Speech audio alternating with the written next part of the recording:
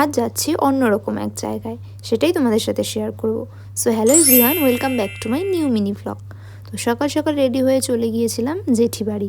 সেখানে ছিল ইনভিটেশন, কিন্তু সেটা জেঠি বাড়ি হবে না, হবে অন্য একটা বাড়িতে। চলো সেখানে ঢোকা যাক।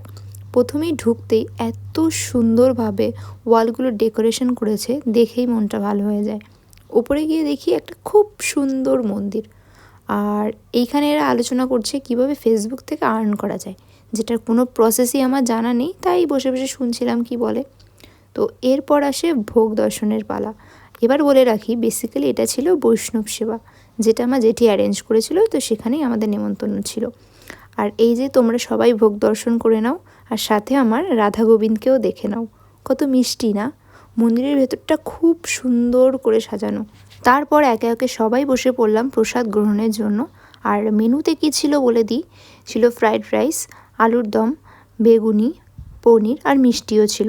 ব্যাস খাওয়া দাওয়া শেষ, তো একটু রেস্ট নিয়ে বেরিয়ে পড়লাম বাড়ি যাওয়ার জন্য। আর বাড়ি ফেরার পথে ঢুকেছিলাম একটু গ্রসারি স্টোরে। তোমরা এটা কি কেউ আগে ট্রাই করেছো? প্রচণ্ড টেস্টি খেতে।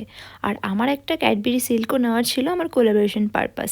এরপর সোজা বাড়ি চলে আসি, আর বাড়ি এসে দেখি এসছে আমার একটা পার্সেল। তো ভাবলাম সেটা আনবক্সিং করে দেখানো যাক কি আছে পার্সেলে।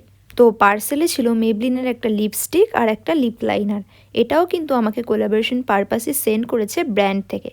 তো হ্যাঁ, আজকে এই পর্যন্ত, দেখা হবে নেক্সট কোনো মিনি ব্লগে। টাটা।